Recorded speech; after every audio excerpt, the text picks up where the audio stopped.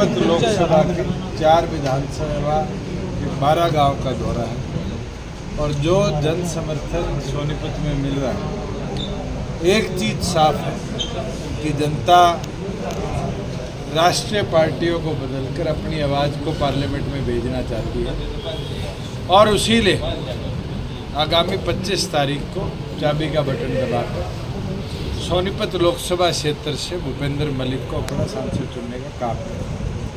और जिस हिसाब से कांग्रेस ने उत्तराखंड से लाके उम्मीदवार यहाँ उतारा है, ये साफ बीजेपी और कांग्रेस की सेटिंग है। भूपेंद्र हुड्डा पुत्र मोह में पुत्र को चुनाव जिताने के लिए भारतीय जनता पार्टी की यहाँ मदद भी कर रहे हैं।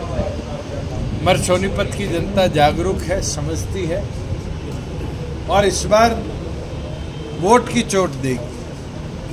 और मुझे खुशी है, अभी मैं जुलाना से आया हूँ, बड़ौदा में हूँ, आगे गुहाना और गन्नौर जाऊँ। जिस तरह का लोगों में प्यार उत्साह है, इस बार वोटर टर्नआउट भी खूब होगा और जनता जो ये कांग्रेस की दोगली नीति है इसका पर्दाफाश भी करेगी। और जिस तरीके से पूरी कांग्रेस को पुत्र मोह में बर्बाद किया, उसका भी जवाब जनता देने का काम करेगी। जिस तरह के हालात आज बढ़ रहे हैं, मुझे लगता है दिन प्रतिदिन 400 पार करने वाले लोग 400 पार की बात छोड़ गए हैं और वही हर प्रदेश में रीजनल पार्टीज की ताकत को एक बढ़ोतरी में। जिस तरह से फरलों की बात कही जा रही थी, उसको लेकर लगातार प्रयास लगाते हैं कि सरकार गिर सकती है, ज्ञापन भी दिए जा रहे हैं, लेकिन देखिए बीजेपी के नेता जिस तरीके से 3 दिन पहले 3 निर्दलीय विधायक जो सरकार को समर्थन दिए बैठे थे, वो सरकार से समर्थन वापस ले चुके हैं, लिखित में महामहिम गवर्नर को भेजा। मैंने अगले दिन ही कहा था कि जननायक जनता पार्टी इस मुहिम में पत्र महामहिम गवर्नर को लिखेगी कि फ्लोर टेस्ट होना चाहिए, क्योंकि 2 महीने से कम के अंदर नायब सैनी अपने विधायकों का विश्वास खो चुके हैं। अब तक कांग्रेस के नेताओं ने ना गवर्नर को चिट्ठी लिखी है, ना गवर्नर को मिले। हमारी तरफ से साफ है कि जो नई सरकार है वो आज अल्पमत में है।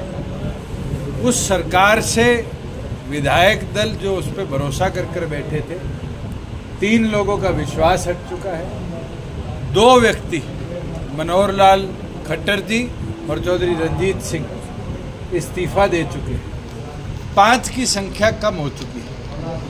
आज फ्लोर टेस्ट होना चाहिए और फ्लोर टेस्ट के उपरांत पता चलेगा कि क्या इस सरकार के पास जनमत विधायकों का है या नहीं। लेकिन बीजेपी के नेता कह रहे हैं कि उनके पास जो है बीजेपी और कांग्रेस के कई विधायक संपर्क में है, संपर्क डरने की जरूरत नहीं है। संपर्क तो अमरजीत भी 20 विधायकों से अनुरोध कर लेता है, मैं भी कर लेता हूँ, अब पार्टी लाइन्स भी करते हैं। पार्टी स्टैंड विधानसभा में बड़ा क्लियर होता है, वो विप से चलता है। और आपने 13 मार्च को भी देखा होगा, पार्टी ने व्हिप जारी किया, सभी विधायकों ने फॉलो किया। आज पार्टी स्टैंड क्लियर है कि हम जो सरकार विधायकों का कॉन्फिडेंस खो चुकी है, अल्पमत में आ चुकी है, उस सरकार का फ्लोर टेस्ट चाहते हैं। और मैं मांग करता हूँ सभी विपक्ष के साथियों से, चाहे वो कांग्रेस के हो, लोकदल के हो, चाहे इंडिपेंडेंट्स हो, सारे एक हो और करंट गवर्नमेंट के खिलाफ फ्लोर टेस्ट पर ताकत दिखाकर इस सरकार को हटाए और प्रदेश में गवर्नर रूल लगाकर चुनाव प्रक्रिया को शुरू करें। जिस तरह से कांग्रेस पहले अडानी अंबानी की बात करती थी कि बीजेपी को अडानी अंबानी का काफी समर्थन है, काला धन मिला है, काफी चीज, लेकिन अब बात चुप हो गई सारी। क्या आपको लगता है प्रधानमंत्री ने ही स्टेज से साफ कर दिया अडानी अंबानी, और मुझे लगता है देश से कोई छानी नहीं है, बात छुपी हुई नहीं है कि किस तरीके से उनकी ग्रोथ बढ़ी है, किस तरीके से उनको काम मिले हैं, किस तरीके से स्पेशल पॉलिसी तो सरकार अल्पमत में, तो फिर सैनिक सरकार को कौन बचा रहा है? वो तो फ्लोर टेस्ट होने दो, अगर आंकड़े नहीं होंगे तो सरकार भी। दुष्यंत जी अभी पहले आज के दिन कांग्रेस का अब तक गवर्नर को लिखित में ना भेजना और गवर्नर से ना मिलना, ये साफ दिखाता है। हमने तो पत्र भेज दिया और मेरे संज्ञान में आया है, शायद इंडियन नेशनल लोकदल ने भी पत्र भेजा है।